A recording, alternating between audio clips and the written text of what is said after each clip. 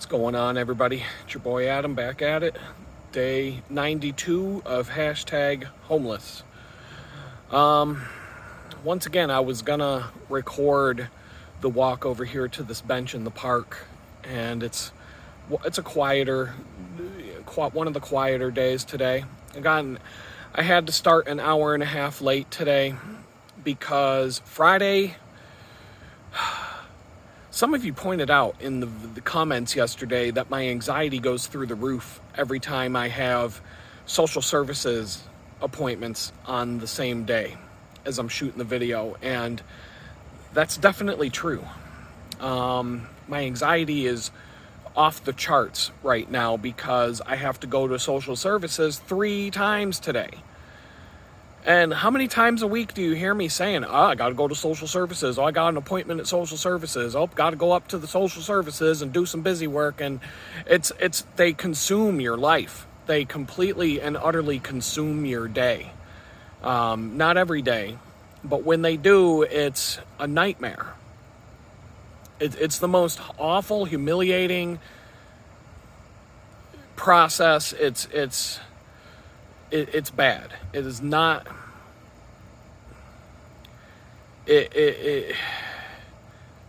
I'm hoping that whatever it is that I'm concerned about today ends up being unfounded. First thing I have to do, I have to go there and report to my job searching people. Here's how many jobs I applied to. Here's how much time I spent. They care more about you spent 20 hours than how many jobs you applied to. I see people walking in there. They'll on their sheet, because their sheet will be out in the open. I'll look over. It looks like they applied to 2 or 3 jobs. And yet they wrote down that it took 20 hours, and the lady behind the window will put the rubber stamp on it and say, okay, you're good to go for the week. And then I hand in mine. I believe I applied for like 52 jobs this week or something like that. And they're going to give me a hassle about it.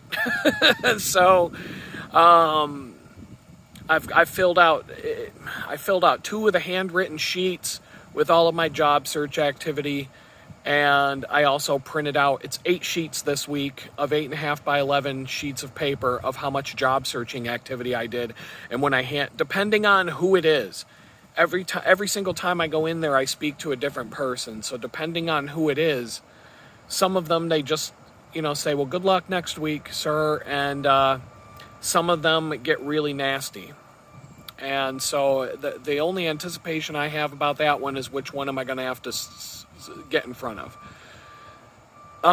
Let's see. After that, I got to go to some other meeting that takes 15 minutes, but my whole morning is gone. And then I've got to go at 1:00 today to go speak to the woman who expects me to find 5 new apartments every week to go look at. And like I've said over and over, there's 10 in the whole city of Jamestown or less, and the surrounding region on top of that. There are it's the same apartments every week. I stopped filling out the form after 2-3 weeks because there isn't enough to fill out the form. I have to put 5 and I can't find 1. So I have to talk to this woman, and I'm going to tell her that I have a transfer request in place to move to Texas. And I'm just waiting to get word on that. And hopefully she'll back off and say, well, and I'm just going to say, look, it doesn't make any sense for me to look for a place if I'm going to be leaving in a couple of weeks. So, and I don't even know if I'm going to hear back in a couple of weeks. I looked more deeply into the federal probation transfer process, and the receiving state being Texas. There's some sort of rule. They have about 45 days to do whatever they have to do to turn around and give you an answer. And in some circumstances, they can take longer than that. But the process, 45 days should be the time frame which I should have an answer by.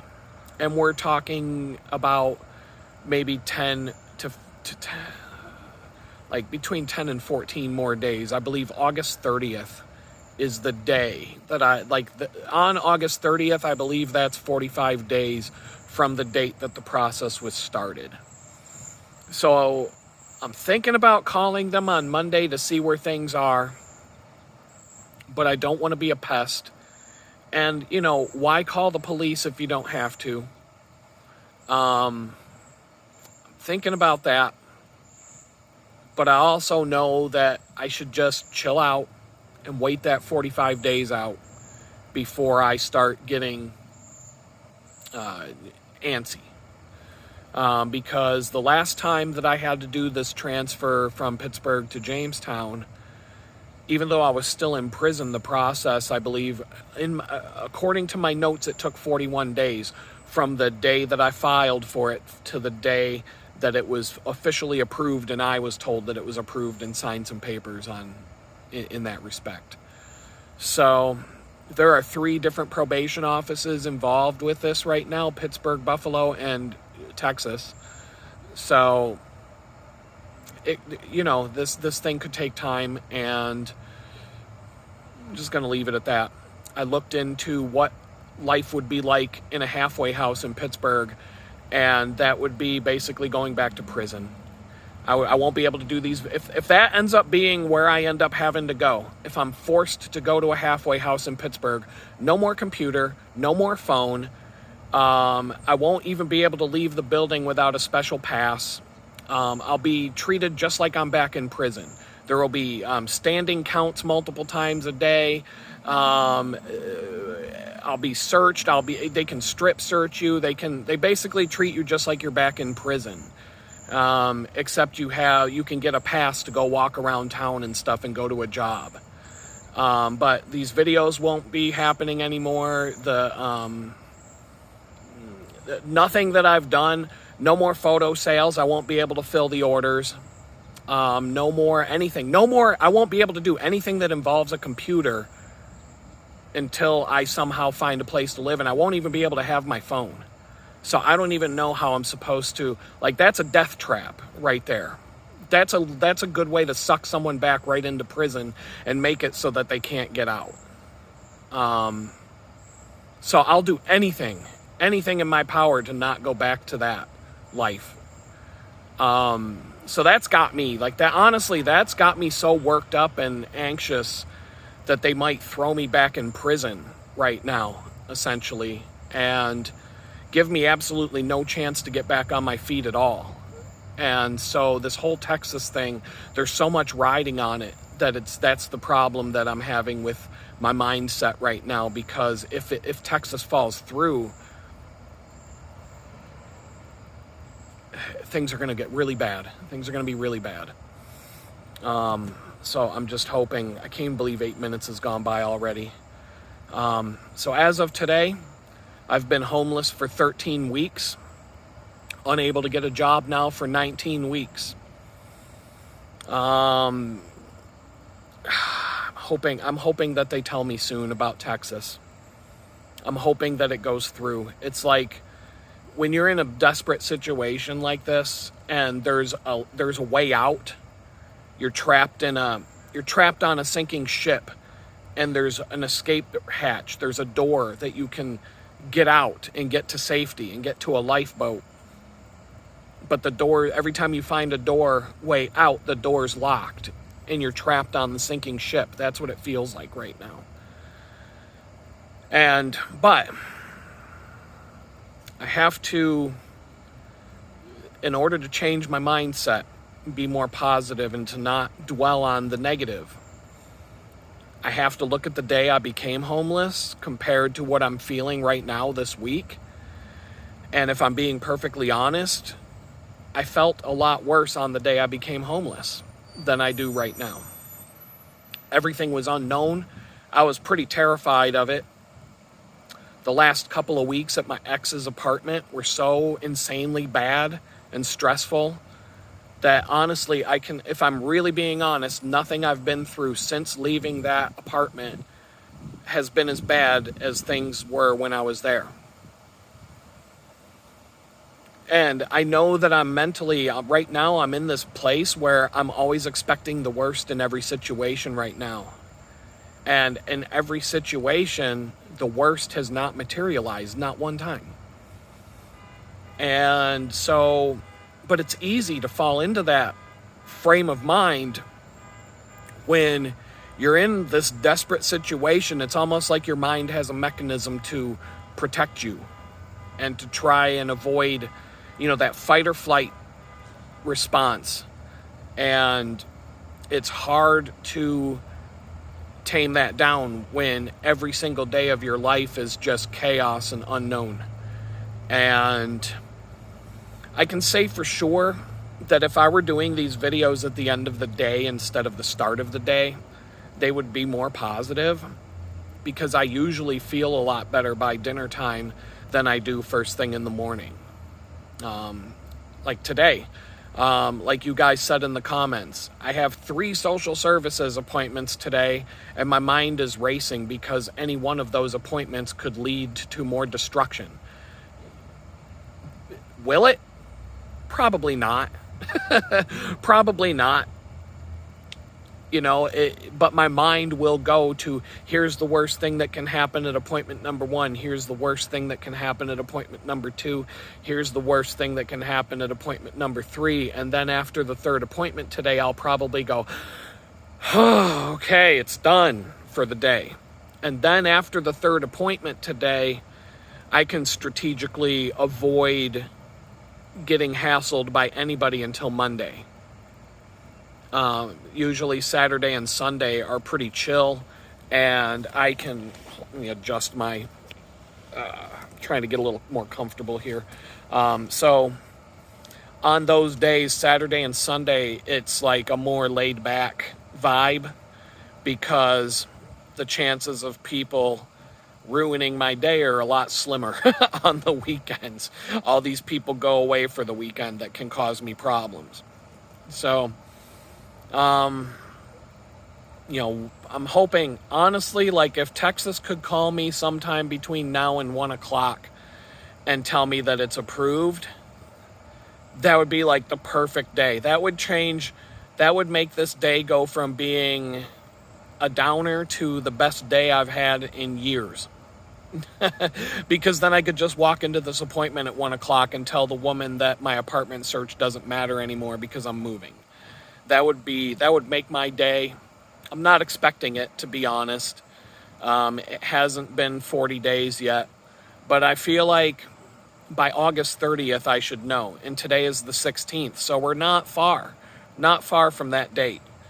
I'm assuming sometime between, they like I said, they have a certain amount of time that they're supposed to get their paperwork done, and bureaucracies, every place is going to be different. Every office is going to be different. But when you got a stack of paperwork to get done, you know what I mean? Like I'm going to expect them to take longer than I'm going to expect them to take a shorter amount of time, because it's the government. So, like I said, I'm probably all worked up as usual about things that are unfounded. And I remind myself of that over and over throughout the day. Once again, this woman's demanding that I find 5 apartments every week, and there's only 10 in the whole city. So I don't know what she's going to do when I talk to her. I don't know how this is going to go. This one's going to be, out of all the appointments that I've had with social services, this one's going to be, this one has the potential to go bad. I don't know what to do. If I was in Buffalo, Pittsburgh, Houston, even Rochester, New York, there would be hundreds of apartments to call about and go look at. Hundreds. And this wouldn't be a problem to find 5 new ones every week and make them happy. But Jamestown has 10. What am I supposed to do? I don't know anybody here. I don't have the inside scoop. I don't have people I can call. I'm not a local. I don't know. I can't call my uncle who knows some guy who knows another guy. Like, there's nothing. There's nothing here. Go look on an apartment website yourselves. and type in Jamestown, New York, you won't find 20. And then if you go down to filter under $700, you probably won't even see 10. You might see 5. So, I don't know. It's more or less, it's impossible for someone with good credit, a good job, and everything going for them to find a place to rent in Jamestown if they're renting versus buying. And I have no idea what the buying market is like, because I'm never going to be in a position to be able to buy a home someday. That's just that's not even in the realm of possibility anymore for my life. That's it. So yesterday I got an early start, but by the time it was all said and done, I walked over to Tim Hortons after shooting the video, grabbed a nice coffee and a donut, sat down to get started with work, and their Wi-Fi was down. I'll have to check that from now on. From now on, every time I go to Tim Hortons before I buy a coffee, I got to check the Wi-Fi and see if it's working. I really didn't lose more than half an hour out of my day. I got an iced coffee. It was okay. It wasn't the end of the world. I walked over to the library, and I would much rather work at the library. I can't like I said, there's no quiet place. There's no quiet place in the town of Jamestown to sit and chill for 20 minutes, but it is what it is.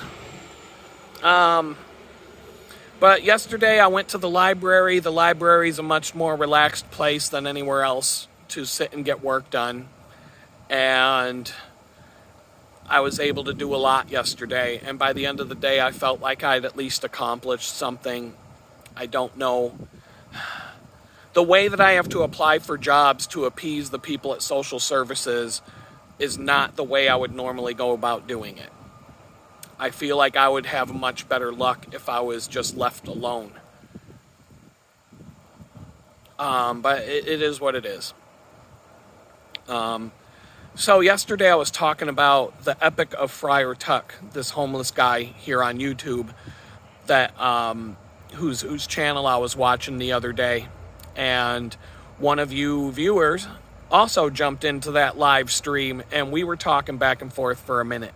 And that was a pretty cool experience. But one thing I forgot to mention yesterday when I was talking about that stream is that this random troll showed up just to be an asshole during the middle of the live stream. And this guy sat there throwing all kinds of insults at Friar Tuck, calling him a worthless bum and telling him that he's mooching off society, and, you know, people like you are worthless and you're trash and all this other stuff, and that, you know, you should go out and get a job like everybody else. And then this troll was saying, well, at least I went out and got a job so that I'm not mooching off of society and all this other stuff, and just on and on and on. And everybody in the chat room was telling this guy to piss off. And Friar Tuck got into it with the guy back and forth a little bit, and he was throwing it right back at him. And I mean, this Friar Tuck cat, he's pretty cool, man. He's pretty laid back. And but when I saw this going on, when I saw this going back and forth, to me, it was like I was supposed to see it, because it's just another lesson for me to learn that no matter who you are, if you're on YouTube, you're going to have people showing up on your channel to be rude and to take a dump in the punch bowl, you know, or in the live chat. If you're doing a live stream, they're going to show up there. And I see this on just about every channel I take the time to read the comments or log into a live stream on. I don't always read the comments when I watch videos, but when I do, it doesn't really matter what the video's about. It could be any topic at all. And the comments are just, there are some people who, it seems like some people just live their lives to be rude to other people online. And, you know, I'm guilty. I'm guilty of that. You know, I went to prison for being rude online. I went way beyond being rude online. And so it is what it is. You know, this happens. And like I said, Friar Tuck, he was throwing it right back at the guy. And, and like I said, I'm guilty of it too. I mean, I probably deserve some of the trolls, just karma.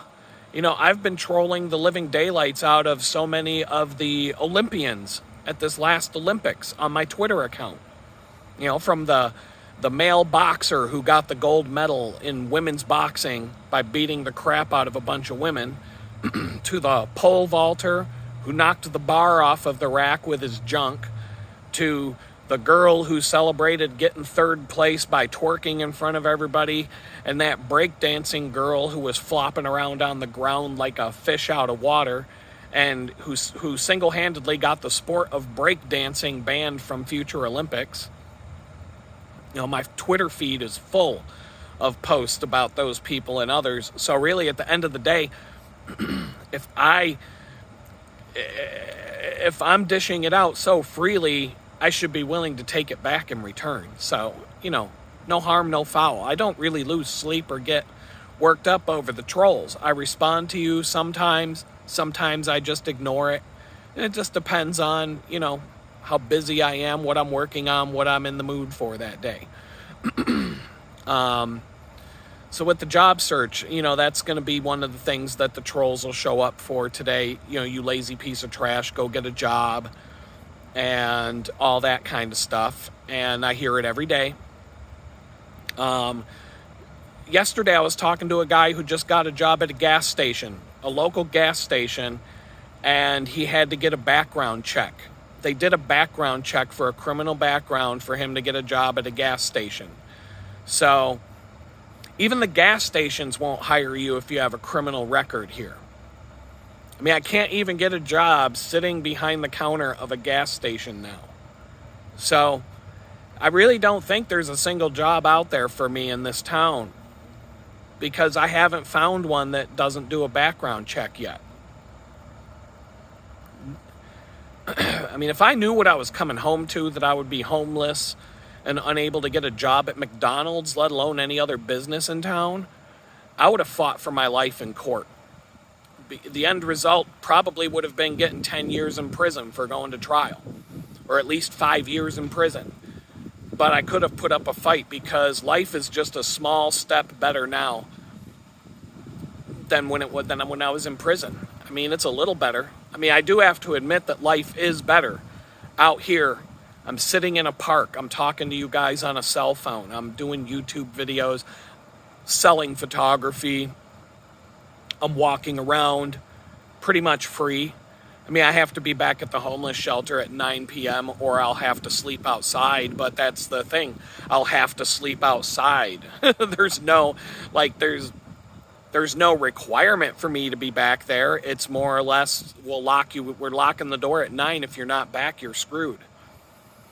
But I mean, I really haven't had a day to enjoy the fact that I'm no longer in prison. For the first 6 weeks when I was out of prison, I was treated like I was the biggest piece of dog shit that ever walked the face of the earth for 6 straight weeks. Getting screamed at and called a piece of shit every day for 6 straight weeks, followed by getting thrown out into the street to become homeless. And ever since then, I haven't had a day to just unwind and actually be happy that I'm not in prison anymore, because it's just nonstop stress and chaos.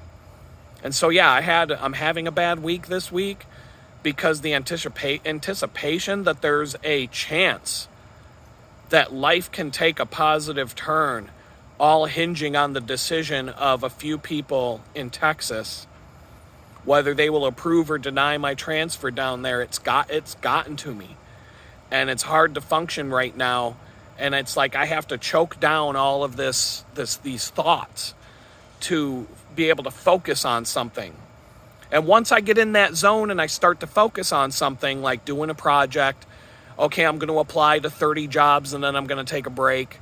I'm going to apply for, I'm going to make 3 follow-up calls. I'm going to do the photography sale and the email blast and all that stuff. Whatever thing. Yesterday I had no energy last night, So I did a couple of things. I have this to-do list. It's called a Kanban board.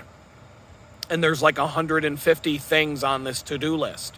So I have neglected this list for a while in terms of prioritizing it. I do cross things off as I get them done. I'm constantly adding new things to it. But the way that I was organizing it, I had to kind of sit back and I said, okay, I split up the tasks into different categories and made a new column for each category in each project so that they're a little easier to sort through now and see more at a glance what's going on. And so that took about an hour to go through 150 things, add new due dates to them, and kind of sort them out, like what's most important and what can I ignore for now. And so I went and did that. And then I decided I want to start tracking my time a little bit more accurately when it comes to just the day-to-day. I want to know where my time is going. And I want to be able to know how much time I'm spending on this, how much time I'm spending on that, and the other things. So I created a Google spreadsheet. I've used Google spreadsheet to do timesheets before. And so I spent about an hour to an hour and a half putting together a time tracking spreadsheet that is a little more elaborate than what you might think, but it has the ability to add projects to a column in a drop-down menu. And then I can basically say, okay, start time, end time, select a project, and it could be a personal project or a business project or a job search or whatever. Pick it out of a drop-down menu and then just write a description next to it about what I did. And then as I fill in these timesheets week after week, I can just run a quick query and say, how much time did you spend on this? How much time did you spend on that graphic design project? How much time did you spend on that freelance job? How much time did you spend on photography sales? How much time did you spend on the YouTube channel and doing these videos? And so I'll know down to a 15-minute, give or take, over the course of a month, how much time I spent on everything. And if I see that I'm spending too much time on one thing and not enough time on another, it'll be a way for me to know for sure. So I did that last night because it was something I could do. It was mindless work. It didn't require me to do any complicated thought. And so, I'm picking away at my list. And when I do those things, when I actually accomplish something, doesn't matter what it is. If I move the ball forward and I cross something off my to-do list, oh my goodness, it changes my entire mindset by getting something done. But this whole anxiety about this decision, it's almost as bad as waiting to get sentenced in court. The prosecutor was trying to get me put away for 3 to 5 years, fighting hard that day. And the judge gave me 2 years, saying that what the prosecutors were trying to do wasn't warranted, but my lawyer and I were arguing that I shouldn't have even been in jail for the 14 months I had already been in jail. And the judge didn't agree with me either. He kind of came down in the middle of it all. All I'm going to say is that if you go to federal court, whatever your crime is, your sentence is going to be 3 to 5 times longer than what it would be for the same crime in a state or municipal court, solely because it's federal court, and that's what they do. Like I'm telling you over and over again, I was charged, my crime was threatening federal officers. And I got a 24-month sentence in prison for that. And I shared a cell for several months with a guy who killed somebody and got 14 months in jail. He got 14 months in jail. I waited 14 months just to get a day in court on a 24-month sentence. He got sentenced to 14 months. And he didn't even have to wait in jail during his pre-trial and up to his trial date, or in his case, he took a plea bargain. So I got 2 years for threats in the form of social media posts. My cellmate, got 14 months for killing a guy. So just keep that in mind. Like, if you're ever going to think that I thought how I got treated was fair, how am I getting more time than somebody who killed a guy? How can I go through that and then at the end of the day feel like I was treated fairly when I sat right next to a guy who killed? Now, this guy, who my cellmate, first of all, he was the best cellmate I had in the entire time that I was locked up. This guy was really nice, really good guy. I felt really bad for him because it was a DUI accident, and there are circumstances around the accident that this could have happened to anybody. This could have happened to anybody I know. Anybody. And by saying that I know people, I can say that just about everybody I know has gone to the restaurant and gone to a bar and had 3 or 4 drinks and drove home. This could have happened to any of you. Any of you. If you ever had a few drinks at a bar and then drove home at night, even if you weren't technically drunk according to, your own estimation, this could have happened to you. So, anyway, so yesterday I was reading the book Jesus Calling, as I do, and it spoke to me yet again. And it said yesterday, Jesus told me, I am the God of all time and all that is. Seek me not only in the morning quietness, but consistently throughout the day. Well, you've been hearing all through the video how quiet the morning quietness is in Jamestown. So, but he says, do not let unexpected problems distract you from my presence. Instead, talk with me about everything and watch confidently to see what I will do. In the morning quietness, as you can hear. So, adversity need not interrupt your communion with me. When things go wrong, you tend to react as if you're being punished. Instead of this negative response, try to view difficulties as blessings in disguise. Make me your refuge by pouring out your heart to me, trusting in me at all times. And, I can relate to this in multiple ways, especially the part where when things go wrong, I react as if I'm being punished. I feel like I'm being punished now for 2 years and 5 days because I said messed up things on the internet. Even though I've served my time in prison, I'm still being punished. I feel it every day.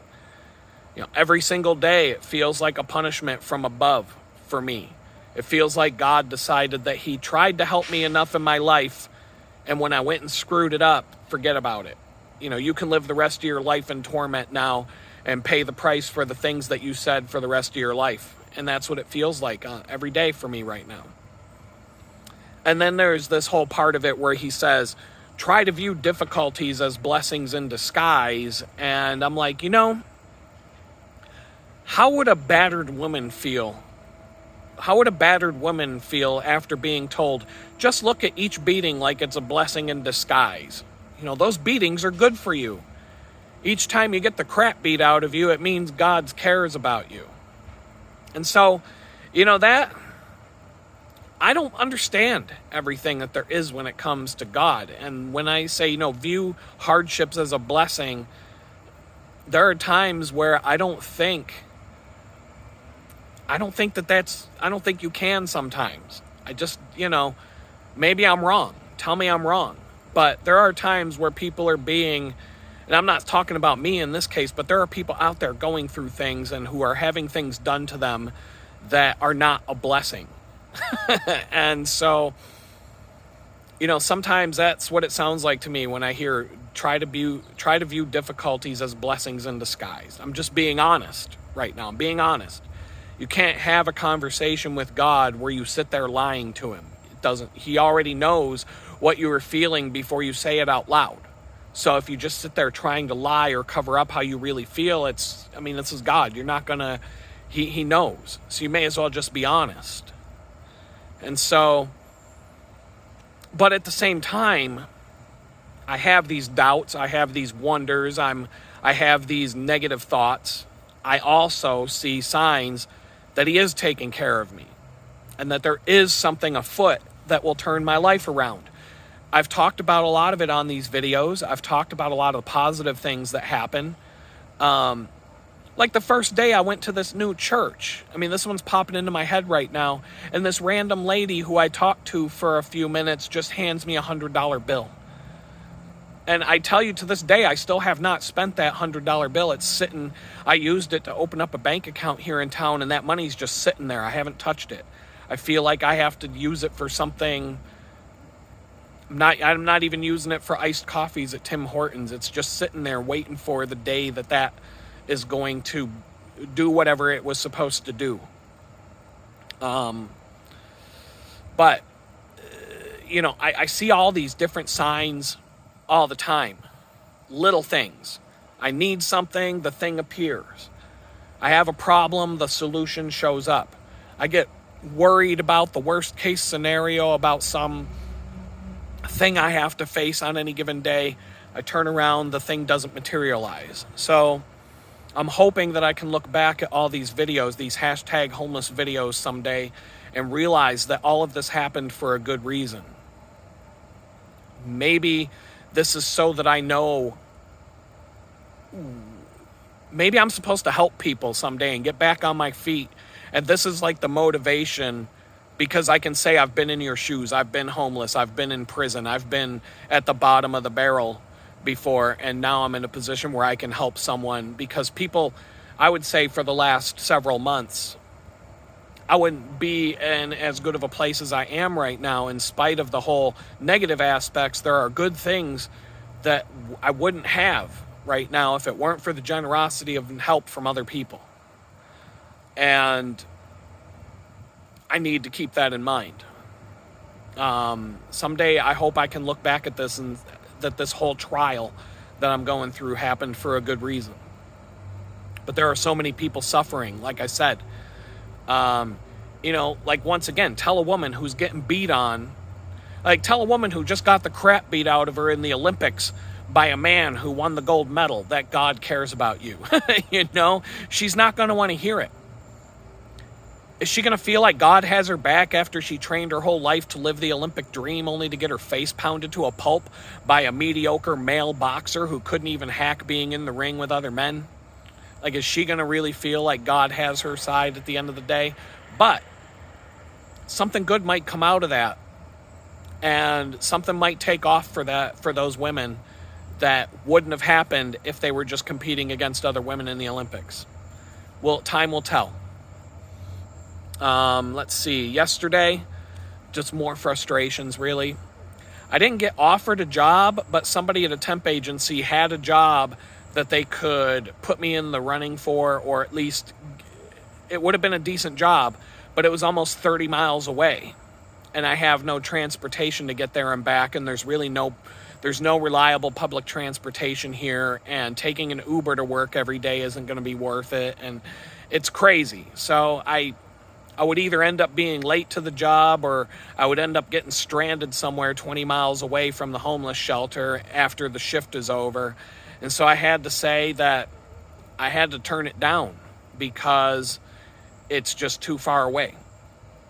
And if I had a car, no problem, I would have said yes, please. So, you know, there are no opportunities in Jamestown itself. None. I haven't even gone on an interview for anything in Jamestown itself. There are no jobs in Jamestown. The suburbs surrounding Jamestown are the only places where you can get a job.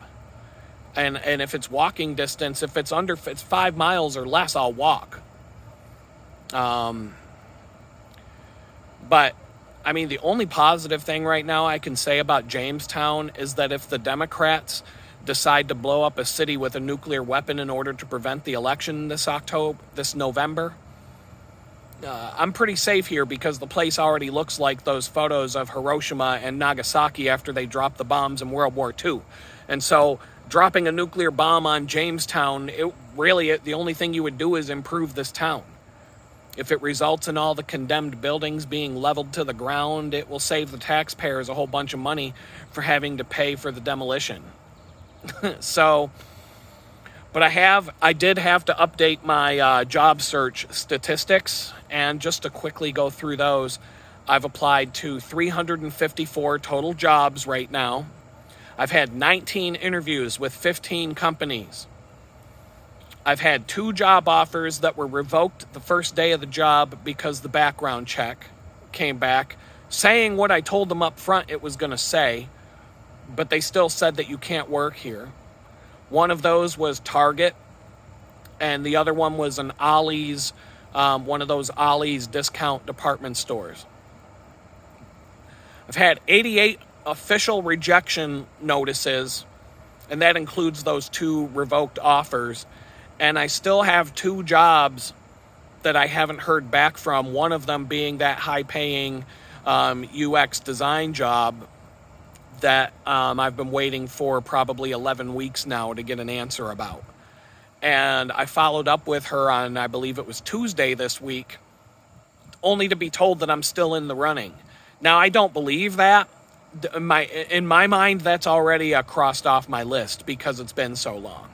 If that turns into a job offer and somehow I actually get that job, then so be it. And it kind of irks me because, to be honest, if I had tits and an ass, I could easily make enough money to buy a house in a few weeks. But cock, it doesn't have the same potential, financially speaking. So I've talked about how on YouTube, every category of video and genre has a bunch of people who know what they're talking about, who are knowledgeable and respectable and experts in a particular area of discussion.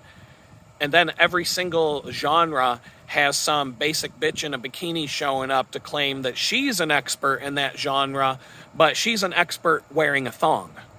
So yesterday I stumbled upon another example of this when I saw a Learn How to Write Code channel. And it's this Asian girl who writes code on a laptop while she's laying in bed wearing lingerie. And she's teaching the simps how to write code. And it's so badly made that she's not even doing screen recordings or any kind of editing. She just lays in the bed writing code on a laptop, and then she spins the laptop around and holds it up to the camera so you can see whatever the code was that she just wrote. But why does it even matter? Nobody's turning into this whore to learn how to debug their JavaScript applications. It's obvious. So I'm just like, it's so ridiculous because I could have made $150,000 by now whoring myself out on OnlyFans with an accompanying YouTube channel. I could have been a homeless chick in a thong making $250,000 before winter sets in if I was born with the right chromosomes. I mean, if it comes down to a choice between becoming a woman boxer and beating the crap out of women in a boxing ring to make millions of dollars, or going through a transition and running around with my junk tucked in like that guy from the Silence of the Lambs and starting my OnlyFans channel, I don't know, man. I'm starting to think it sounds better than any job I'm going to find right now. But I'm going to skip to the daily gratitude now that I'm done being a smartass for the day. And I am going to say once again, I'm thankful that I'm not in prison anymore, because in spite of all the hardship right now, this is still better than being in prison. I'm thankful I got my Obama phone as a prepper. 1 is none and 2 is 1, and I have that phone now, but the data connection is really bad, and I did some homework on that, and that's on purpose. The internet's pretty much unusable on that phone. You have to use it with Wi-Fi or a hotspot on another device. And there's some other things, but you can make phone calls, you can get text messages, and however many months that phone stays active, so be it. I set it up and I hid it in my laptop bag, and I found out the battery without me touching the phone will last up to 3 days if I just leave it in the bag with the screen off. So if somebody were to steal my laptop bag, I would be able to track my bag with my other phone that I carry in my pocket. And I would be able to show up at whoever's house my bag ended up at. So, I mean, I'm not expecting that to happen, but it's just, you try and find a use for things. And I'm thankful that COVID got me to stop drinking Pepsi and other soda. That's had a positive impact on my health. I'm thankful that I have the equipment to keep doing this channel, and I'm thankful for you guys, the super fans, who keep watching this channel. And the possibilities that this YouTube thing has opened up for me are honestly far outweighing whatever kept me held back from wanting to do that. All the things that this is opening up, and the opportunities and the people I'm meeting and all the different random things that are coming out of it are so beneficial right now. Even if it's just reading through your comments, and you guys throw me some shade, some positivity. You throw both, but the positive comments that you guys leave, they get me through the day. They really do. It's a big help. I'm thankful for my health. I'm thankful that I can still plow through and keep looking for work. I'm thankful that, I haven't gone hungry in 10, 11 weeks now, 13 weeks, whatever it's been since I've been homeless. I said it earlier in the video, I can't remember what it is now. And, I'm just thankful that I've got some resources still. And maybe something will shake out soon and I'll get on my feet, and then I'll turn around and be able to give back and start helping other people get on theirs. I have things in mind that I want to do, but you can't take care of other people till you can take care of yourself. And I also have 2 kids that need their dad one of these days, if he can ever get back on his feet. So I'm just going to give you 2 standard plugs. Get on the mailing list. I saw a few more of you signed up yesterday at free.litgood.com.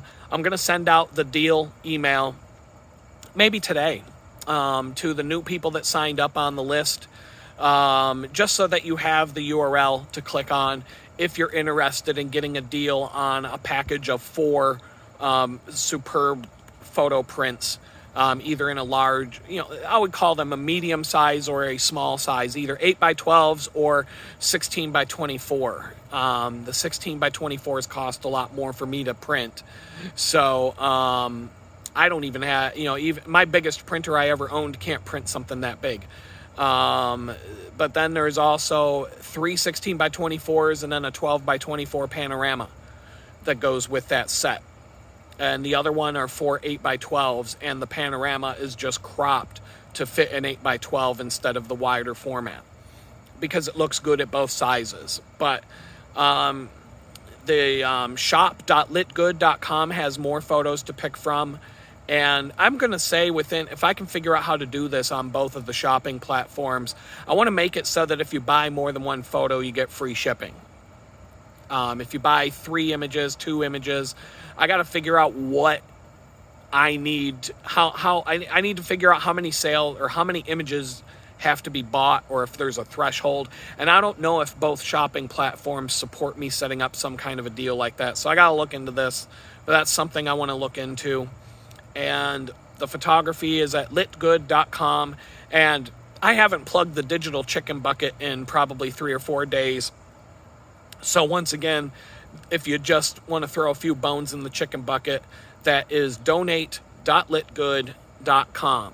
And I also made sure that if you click on the YouTube channel profile, my email is in that channel information. So if you ever want to reach out to me directly, you can either go to litgood.com and fill out the contact form, or you can just email me at adam@litgood.com. And, those all come to the same place. So I'm on Rumble, TikTok, Instagram, Twitter, Facebook, Pinterest, and more. And also on LinkedIn. So give me a shout if you want to hang out, talk online. And with that, I think I'm just going to end the video today, because I got to get over to social services, and I've got it's actually the perfect time to wrap up this video right now. I don't know what time I'm going to be able to post it today. I'm hoping that I can do it before my 1 o'clock appointment this afternoon, and if all goes well, that should be the case. So I will talk to you guys tomorrow. I hope that whatever you guys are trying to accomplish, things go your way, and I'm just going to ask the good Lord anybody out there who's watching this video, Jesus, who needs you to step into their life right now and to help them through a situation, because I see so many comments from so many people who are going through, honestly, worse things than I'm going through right now, if I'm being honest. And there's a lot of people out there who need help. I'm asking you to help me every day, but I also want you to go and help. You're an unlimited God with unlimited resources and unlimited power. You can fix all of our problems like that. So I know that sometimes you put us through these trials for reasons that we might not understand while we're going through them. But I know that you have the power to fix everybody's situation. My faith, whenever my faith is floundering, my faith doesn't flounder in terms of your ability to get things done. My faith flounders when it comes to the question of, will you do it? Not, can you do it? So all these people that are chiming in today with all their problems and all of their situations, I know there's other homeless people popping in on the channel here. I know that there's people going through some really hard times, and in a lot of ways they're worse than what I'm going through, and I'll admit that. And you know, who am I to complain when I hear some of these other situations? So I'm just going to ask you, Lord, to come into all of our lives and just make something happen. Show everybody out there, show all the haters the power that you have by doing things in these people's lives that can't really be explained any other way other than to give the glory to you. Because I know that if I get out of the situation that I'm in right now, it won't be my doing. It won't. This is beyond what I can fix on my own. I tell you that without a doubt. I cannot fix this situation myself. This has to be from you, God. And so with that, I'm going to leave y'all for another day. We'll talk tomorrow, and I hope y'all have a good one. Peace out.